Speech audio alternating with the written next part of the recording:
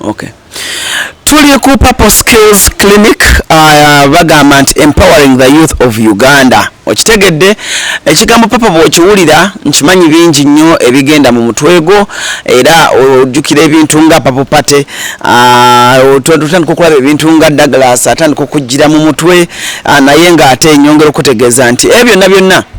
biva ku muvubuka okukola omuvubuka okubanga aim si yakubeera just celebrity naye okubanga olina kyoyongera ku bavubuka kintu kikulu nnyo. Tulina omwami Douglas Lwanga gwe tulina, he's a celebrated TV personality. Bavubuka bangi begomba omwami ono olw'ensonga ali so down to earth, tayogera nnyo, akola mulimu gwe ne gwogera. Olunaku olwaleero gwe tulina ku show yaffe olunaku olwaleero cruise exclusive kusinzidde okubeera ng'ate otulabira nyongero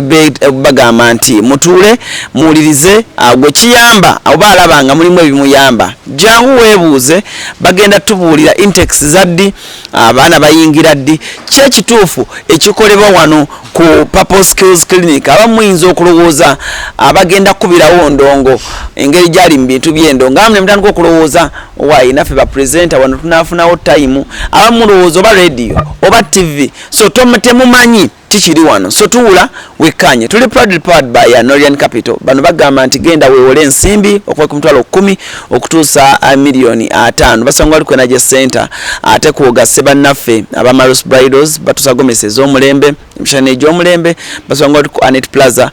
omukyalo oyo first floor oba mufuna bulungi nnyo marus bridals kuogase Afrisap. Bano bagamba nti genda online ku website yaabwe ya www.afrisap.ug.com obere nga ate osobola okuba nga ate shopping ebintu babituusewo wennyini ku mulyango ate bano enjawulo gye balina nti osasula omaze biraba tosasula nga tonnabiraba so eba tusa ku mulyango go ng'olyoka osasula. Afrisap abo nabo tutambula nabo. Kale tugende ddala ku mulamu gaffe gw'olunaku olwaleero Purple Skills Clinic. Purple Skills Clinic bw'ogitunuulira ne colors bajja tunyonyola lwaki balonze colors zino ku luno tetulabyemu purple naye nga ebifaananyi ebyasoose okufuluma ku internet twalabye abavubuka bangi nnyo mu bifaananyi ebyo then ne gundi kale gye twaniisenga moto mu njogera ennyangu egamba empowering the youth si ekintu ky'abavubuka okusingira ddala. Omwami Douglas Lwanga waali nnyo okubanga ate agenda kuba atunnyonnyola basangibwawa omulanga gwe baagala okuba omutuufu kiki n'omulamu omutuufu. Kale Daga kababuuzeeko n'oluvannyuma tutandikiraawo. Douglas sense okulaba nange bwe nti mwebale nnyo okulaba ebigenda mu maaso ku channel eno giwagira subscriber mwena mwongere okusubscribinga musharinge kuno kubeerako emiramu emirungi n'abantu bakyaza Alan babeera abantu ba mulamwa so mwebale nnyo. Okay. Tulaba Purple Skills Clinic tukumanyidde mu Purple Party. Purple Skills Clinic muli ku mulamwa ki? So Purple olaba Purple nga Alan bagambye Purple kitegeeza Douglas kitegeeza Purple Party kitegeeza ebintu byonna collectively bye tuzze tukola mu entertainment business naye nga womanyi Alan endongo yo tugikubye tuweereza abantu ku TV emyaka mingi nnyo si nti nno abantu tebakifunyeemu but people have gotten entertained naye ekyo kyokka tekimala mu nsi muno Katonda wakuwa fame wakuwa ssente tezibeera zizo wekka zibeera zizo n'abantu abalala wakuwa ettutumu olikozesezza otya okuyamba bali abantu abalala wakuwa ssente ozikozesezza otya okuyamba abalala kyova ojja kusanga abagagga nga ba Bill Gates balina zi foundations abagagga bonna most of them ne Econaina abayimbi ba entertainers different things ne challenges sinzo okulaba mu nsi muno nti ababadde batandise foundations oba charities omulama ffenna gwe tubadde tusinga okukola nti tudonatingeyo engoye tudonatingeyo sabuni sukali era mwatera nnyo kwambala t-shirts Alan Cruz charity charity nongera ne mudonatinga engoye biki si kibi ekyo si kibi naye omuntu enjala gweruma womuwe ekyennyanja obeera omulisiza olunaku luki lumu that means nenkya alina okukomawo okole ki omwongere naye ate omuyigiriza nti kino ekyennyanja osobola ogenda mu nnyanja n'okivuba bwoti okwata eddobo n'okola bwoti obeera ogenda muliisa ebbanga lyonna ensonga lwaki twatandika omulamwa guno ogwa Skills Clinic Foundation. Okay. omuntu bawulira ekigambo foundation bibaamu okuyamba kuno muplaninze kukola nga kwa bwerere. So okuyamba tuyamba mu mitendera gya njawulo. Ekisooka tukuyigiriza obukugu buno nti njagala kuyiga kwata kamera yange eyo omwami gyakutte. Kamera eyo bw'oba ogiyize okimanyi bw'oyinza okubeezaawo. Waliwo bakamerameni bangi nnyo ng'abeerawo na kamera eyo. Nze nkola graphics bwe siri ku TV era if I ever left TV nenva ku TV nina computer yange era nja kutuula ewaka nkola obulango bansasule. Omwana omulala ayinza okuba amanyi okuba engoma. Waliwo omwana bamuyita Augustine atera nnyo okubeera ne ba Michael Wuma naye ye talent ye kuba ki ngoma. Naye ngoma weetaaga degree ogiyiga nedda. Bintu bingi nnyo mu media mu cosmetology waliwo abaana bakola bukozi makeup okitegeera. So tugenda kuba tuyigiriza obukugu obwo step number 1. Wetumala okuyigiriza obukugu obwo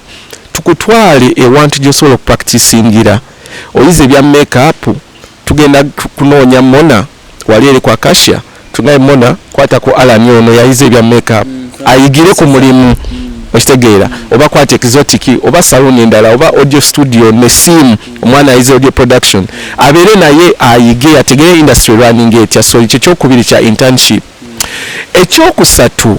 nti omwana ono wamala okubiyiga byonna kati wanenji omwijira nenoonya abantu abalina omutima omulungi oba ssente n'agamba omwana ono ayize ebya makeup kati mugulireyo ka kit aka makeup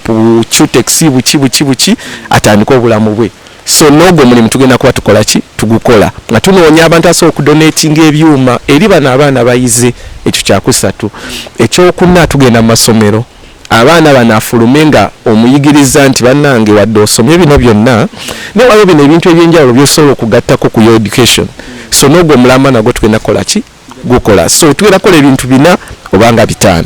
Ekisembayo bano abaana tugenda kubateeka mu sako nga basobola okuborrowinga ssente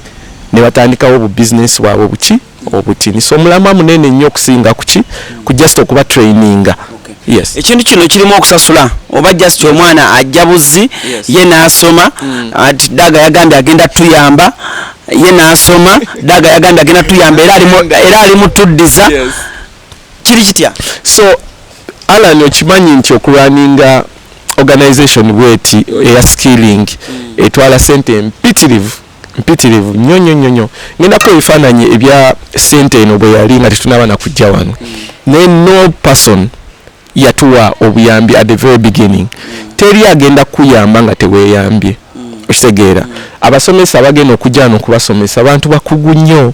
Ate ogenda mugamba nti banaye mujje tuyamba abantu because much as njagala okuyamba oli ajja okujja okusomesa munnaye ye tayagala mmanya. So we have to find ways of creating a sustainability plan. Organization nene sobola okubeerawo. Wenkuyigiriza omulimu leso gwa graphics kyendi mukola akalanga kamu aka graphics nti oyina ekivulu let's say Papo Party oyaga kukolera kalango ka TV akalango kamu ka Emitwalo 7 one ad kitegeeza bwenkuwa skill eyo osobola okujjamu obukadde n'obukadde bwa ssente naye ng'ate tuinvestinze ki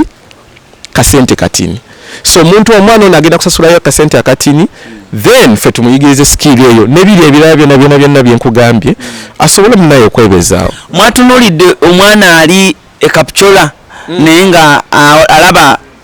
bwajja wano awali ddaaga ensi yanditangaalamu. Mwatunulidde omwana ali embaale, mwatunulidde omwana ali Soroti, mwatunulidde omwana ali Eggulu, mwatunulidde omwana ali Ejjinja era muyina ebisulo.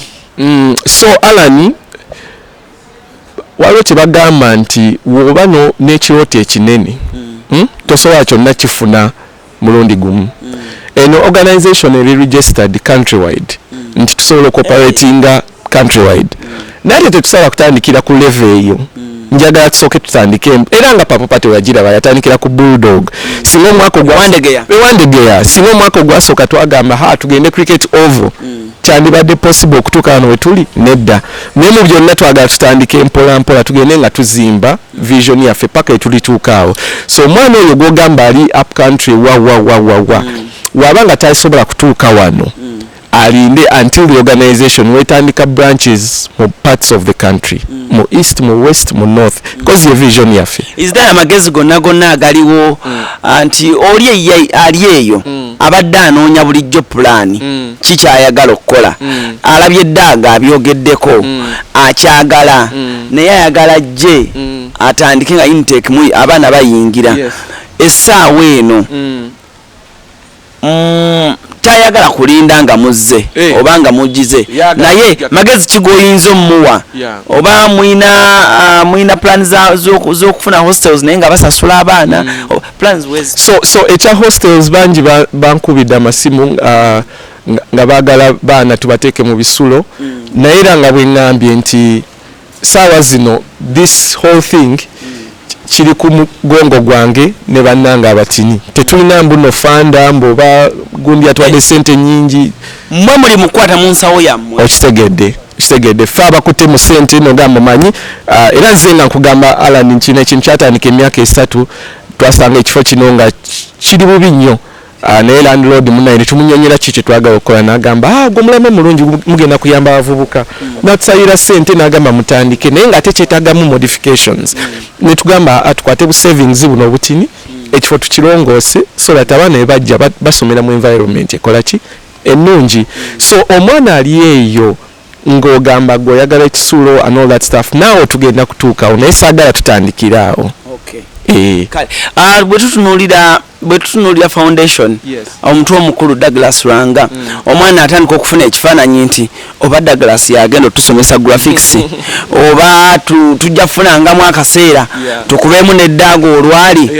oba tunaafuna kuba ye omuvubuka bw'alowooza tunaafuna obudde daaga atutwaleko ne ku NBS atukyazeeko ku after 5 awo bwe tunaaba tuyiza ebintu bino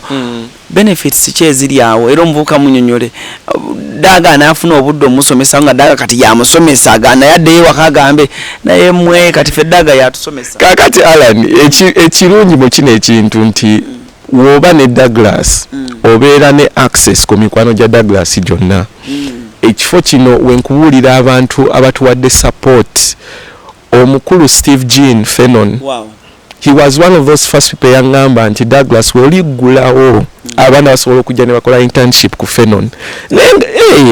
nenkubira Julius Chaze Swangs nenjogera ne Sasha Vibes nenjogera ne Sim nenjogera n'abantu bangi nnyo amikwano gyange bali mweno industry kitegeeza nti omwana waanajja n'asomera wano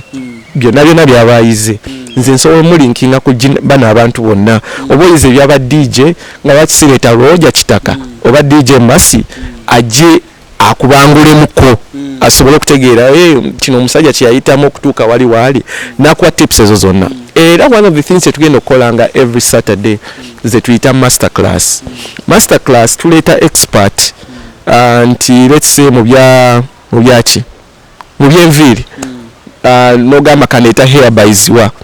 ajje ku Saturday abangula abaana bano directly abaana munaye tebalina access ku bano bantu omuntu balabana bulabi ku social media batya okeeta nogenda hairbyeswa nomugamba njigiriza kiba kizibu naye nze when I reach out to all these people nembagamba banaye twaguddewo center bweti tuyambe abantu they will come and help era kyemadde okubuuza kuba yeyeebuuza engeri Douglas gyali mu entertainment kyandirabika okubanga abanaakola entertainment bakusoosowazibwa nti bo bayinza okubanga balina accessibility nene nnyo n'okwenjoyingamo than oba ab'ebyalaani oba ab'enviri oba abaagala okimanyi nti ne mu byalaani mulimu era abantu abali mu entertainment Latif omumanyi Latif Madoy Latif abaddewo for a very long time Santa Anzo abaddewo for quite some time Ebrans abaddewo for some time bano abantu bali mu fashion nze ndi mu bya music naye ate saagala nnyo tufokasinge ku music because kyekizibu kyaffe njaga tutunulire kye bayita service sector emirimu egyo egy'okutuusa oba nkinyonyole ntya Alan gwamanyi oluganda obulungi service sector njagala tupiking talents oba talanta eziri mu area ya service ebintu nga fashion and design fashion and modeling mulimu bino ebyaffe byetukola ebya media titwetaaga kusitula biki naye okozesa bwongo n'okola ekintu mulimu abaana ba creating apps websites bintu bingi nyo bisobola okuyigiriza omuvubuka ono ng'osobola okikolera wewaka okitegeera si nti nno weetaaga ogenda ogule kapita emiti oba gyentebe nedda tutunuulire ebintu abavubuka bano bali interested in first omuvubuka ayagala ki technology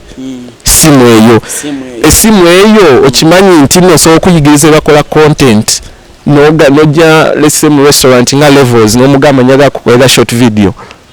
ogipostinge ku social media zo lwoyiga akantu ako wa levels ajja kusasula sente ove ku levels ogende ku bale ddala governor okitegeera naye ng'okozesa ki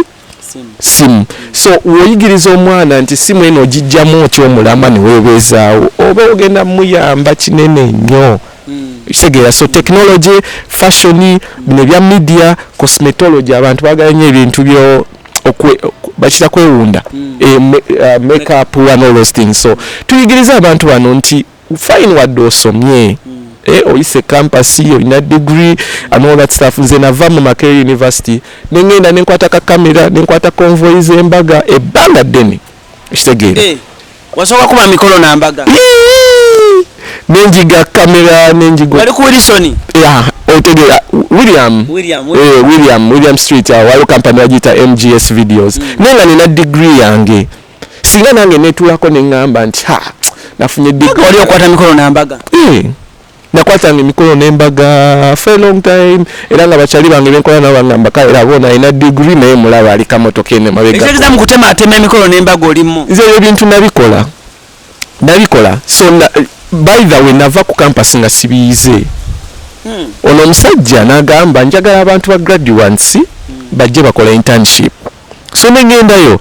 nanjigiriza nti kamera ogikwata bwoti nembiyiga anali very sharp ate nga nina nnyo interest mu gadgets so wetumala okuyita ebya kamera nangamba akakati wokwatanga emikolo gino olina ogyetemera olina ogyeditinga kompyuta yiyo wano wosavinga wano wokola bwoti giri teri wano sala bwoti nenjiga oluvaawo walingawo gaayo omulala ng'akola graphics bamuyita Walter saazi naali Dubai bambi so Walter nangamba kati emikolo gino waliwo kye bayita intro embaga weba etandika graphics obwo ne mugamba nawo bukanje kambuyige kati nanjigiriza program endala bagiyita After Effects njigiza ebintu bimeka camera editing graphics wafuna time ebiga ku campus time tebyaliwo muyiga buyizi twayiga buyizi public speaking biki tukutikidde and many kids are there bana bangi kwa statistics right now tulina abaana abafuluma nga bagraduate nze over 400,000 people students of the 400,000 students abaana 150,000 bokka bebafuna emirimu 350,000 hakuna jobs nga tuzeyo nkuzayo kemabega oyini kintu oyogedde n'ogamba wava ku campus nga ne editing tomumanyi ne kamera nga togimanyi naye nga ate course gy'osomye mass communication kati nange nava ku institute ne ngenda ku BBS nga simanyi editing nga ne kamera sigimanyi nga sina kyemmanyi ja sinasomye era nemanya ne ethics ez'amawulire naye nga bw'oŋŋamba bw'ontuza kompyuta n'oŋŋamba nti mera kasitoola ako sisobola so baana bangi abali mu eyo embeera naye omanyi ndowooza dilema gye tuli mu ssaawa zino we have the youngest population abaana abali wansi b'emyaka 35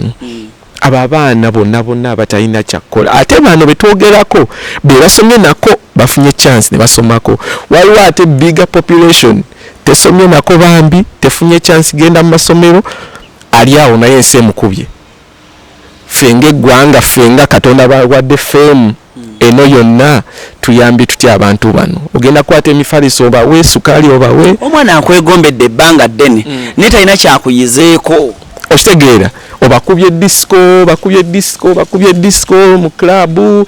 oba kyankalanyiza ku TV oweereza ennyimba bannange Gravity has a new song biki niyo omwana ali waka akulaba talina kyakulya okitegeera naye ate tosobola kukwata sente omuwe kubanga naye toziina neze kyendowooza nti wokola initiative bwetyo nendeeta Alan ayize bino ndaga Alan n'oyo mukwateko ku mukono okitegeera ekyo kyembadde muwadde kisinga sabbuuni sukaali oba sente. Actually kituufu nti kati abaana osobola okujja n'ogamba nti kati nayise group of biggest YouTubers mu ggwanga kati mwabaagala okuyingira internet business yokukola sente ku internet mujje muyige kino. Gwokimanyi nti waliwo sente nyingi nnyo abantu zibali mu kukola ng'ali waka ku simu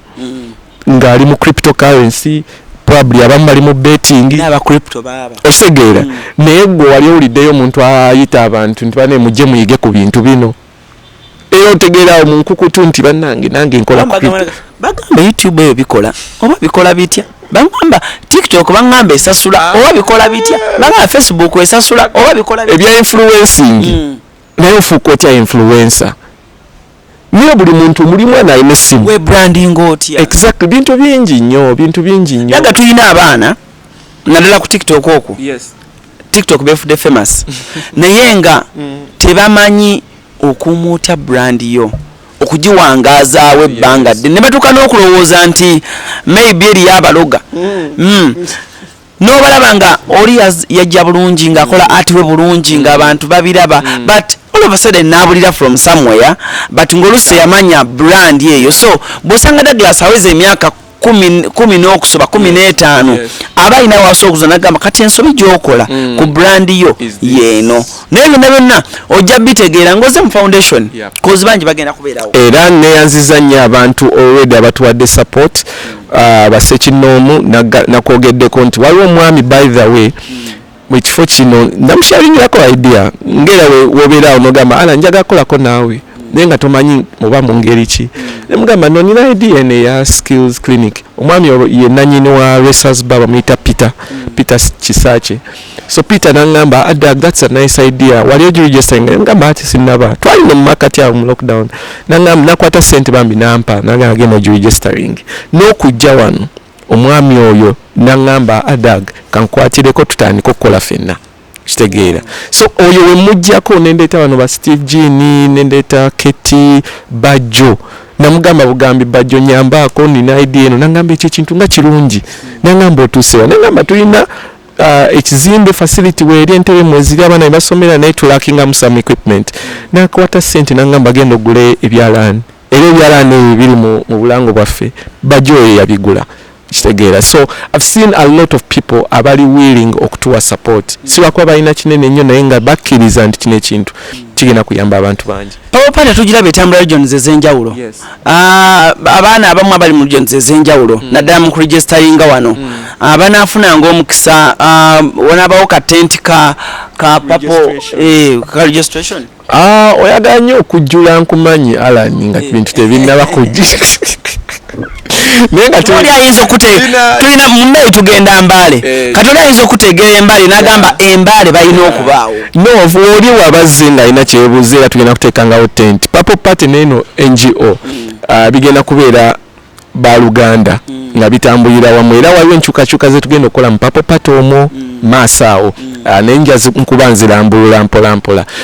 naye nga bikwatagana era na kino fine omuziki gujja kubaawo naye nga waliwo omulamwa era ogw'okuyamba ku bantu yes omuntu wakulaba ng'otandise okukola ebintu nga bino tukola Papo Party tulaba ate kati Papo Skills Gundi Clinic omuntu ayinza okwebuuza daga nga tumulaba nkati atakyaweza myaka 2 mu ndongo oyagala givaamu otandise okweteekerateekera abaana abapya bajja lwaki mwenna mwogera ekyo daga engeri gy'otwalamu tugiraba let me tell you TV oba media eri very broad mass communication tekitegeeza kubeera ku TV tekitegeeza kulambulula nsonga ziri mu entertainment mass communication kitegeeza communicatingira abantu abangi mass kitegeeza abantu abangi so kino kyenkola neetaaga kicommunicatingira abantu batini bangi kati nveemu stopping no communicating nedda ajja kwa tekikola tekikola because tulina okureaching abantu bangiko nnyo ozi omulama gwandibadde nti how are you going to change the brand naye oli wabazze nga ngoberera all through my time nze keeping on nga nkyusa my brand ne target engeri gye nkolamu ebintu so ekyo nakyo kitujja kutuukawo naye ate saagala nkirambulule kati ekyo naye nga nakyo kigenda kutuukawo but I'm still with NBS television. Eri omwana ali awo talina yadde n'ekikumi bazadde baafa naye bamuleka mu bbanga naye ate akulabye kati bagenda tandika okujja ku NBS awo mbalaba batandise okujja daaga nze ndi wano naye munange sirina akayamba nze daaga naye njagala okukola kino abantu bwe batyo mugenda bakola mutya? So eno nga we nagambye no NGO tulina section ey'abantu abagenda okusasula okwakalalinga skills zino waliwo section NGO begenda okusponsoring oba okuwa bursaries waliwo namba. Yes, waliwo namba naye ate nga wolaba facility yaffe nti tetwetaaga abaana bangi nnyo so we can only help a few people saawa zino paka we tulikula netuuka ku institution nga gyolaba eno eya Sudiru nga it's a big vocational institution tulina abaana 2,000-3,000 okitegeera naye tujja kutuukawo like we nagambye tutandike mpola naye nga abaana tugenda kuyamba actually tugenda kuyamba abaana b'ogambye tubawa free bursaries naye n'abawala generally speaking bagenda kusasulanga 10% or 20% off discounted ku school fees so abawala ebisale byabwe biri wansi n'abo be tugenda okuyamba directly. Yeah. Okay. Tuli wano ku Purple Skills Clinic of course bali empowering muvubuka kankubuuza ekibuuzo kyange ebimu ku bisemba basenga banaabeerawo eri omwana omuwala oba tuli ku mirimu gyokka abaana bayinza okujjano nga banoonya senga nantumi no Alan kyetugenda okugenda mu nnyo is besides bino okuyigiriza emirimu gy'emikono kwe kwongera okubangula mu kye bayita soft skills omwana agenda okujja nga tafunye mulimu for less emyaka 4 nekimu affectinga mentally aba yeetaagayo ko counselor. Then secondly you need to teach them what they call marketing. Tiwono omala okuyiga ebya graphics ogenda kwetunda otya that is marketing. Oyize ebya presenting weetaaga kye bayita branding ezo zonna soft skills so we're going to also help them okubabangula mu ezo skills eziri soft waliwo financial management sente ozitereka otya nti gundi akusasudde akalango Emitwalo 4 ozirya zonna 4 oba okitegeera so all those things together bigger. Is it a guarantee nti omwana bwajja n'amala okuyiga bagenda mufunira ekyokukola oba naye mwennyini alina okwefaako? Obeera olina okwefaako number 1 naye nga naffe kye tugambye nti tujja kukolayo ebintu ebyetaagisa okujump startinga okitegeera kyova twetaaga as much support as possible nti omwana oyo omuwa ekyuma kyonna kyoba omuwadde asobola okwetandikirawo life ye. Ekisemba omwana waliwo twakomye emabega omwana avudde ku kampasi talina kyamanyi oba oli akyali ku kampasi ne tafuna time ekwata ku machines tafuna time abaana abo abali mu eyo gundi eyo bagenda kufiibwako batya? Abo abaana is actually our main focus for now nti omwana oyo osomye kyosomye naye just ekipapula kirungi okirina naye obulako ebyo practical biki so awojira wano and that's the reason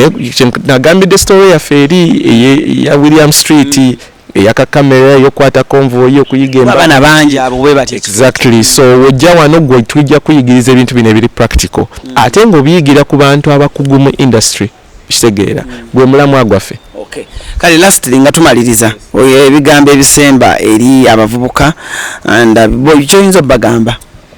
abavubuka one wobanga osomye kirungi osomye tukwebaza nnyo wa graduatinga webale nnyo graduatinga naye ensi saawa zino gyetuuseeko nti tefa nnyo ku kipapula kyo ensi efa ku skill kijoyina awo wetuli saawa zino so oba tolina ene skill ng'olina kipapula kijja kubeera kizibu nnyo okufuna omulimu mu nsi muno so funa as much as possible wone oba tozze wano naye funa kyoyiga eyo ebweru ekyemikono ng'osobola kikolera awo then nga wonoonye omulimu. That's for the students. Abazadde mubeere open minded omwana muleke waba ali talented let's say mu modeling ng'akugambye nti mami nze passion yange ya kino muleete wano tumubangule ayigire kuba industry experts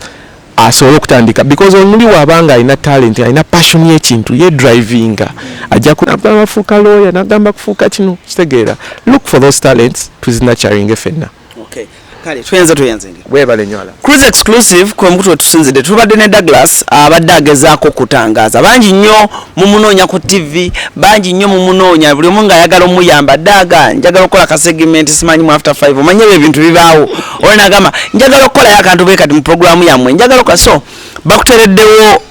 Purple Skills Clinic Foundation nti jangu wano yes oyina accessibility oba osobola omulaba then n'omwebuuza ku ekyo ky'oyagala okwebuuzaako then ojja kuyiga ebintu bingi nnyo Daga toyogeddewe musangibwa then n'ennamba y'essimu so banaye tusangibwa wano e Bukoto Bukoto bw'oba okkirira ku Northern ojja kusanga essomero lya Sigiru baliyita Kampala International School of Uganda we tusangibwa we wali amaka gaffe for now paka nga Katonda atu blessing the bigger homes but of course osobola okuba essimu 0751 666 665 reason lwaki mpadde essimu eyo okubira nze directly for now yeah later on tujja kuba tuwawe ya customer service bakusumbuwe nnyo I'm bearing it because abantu organization webeera mpya nnyo balina ebintu bingi nnyo ebiri deep bye baagala okumanya ate abazadde abali ku kyeyo abali ebwe yeah so abayagala kumanya exactly musomesa ki sente mmeka musoma ddi nezo details so nkubira essimu 0751 666 665 okay. yeah kale omuntu atasomangako yadde nga tamanyi luzungu naye nga muli awulira kamera ajagala naye nga ali tamanyi luzungu tasomangako ali awo ali gwe naye nga muli awulira eri emirimu gy'ayaga kati ng'okukola ku TV kamera oyiga ojja operatinga tamanyi kusoma munaamuyiiya naye ajje kamera eyo teyeetaaga luzungu bwenkulaga nti gwe wali osanzeeyo omuntu akanika kompyuta nga tayasoma n'abakanika emmotoka naye nga gwe alina makanika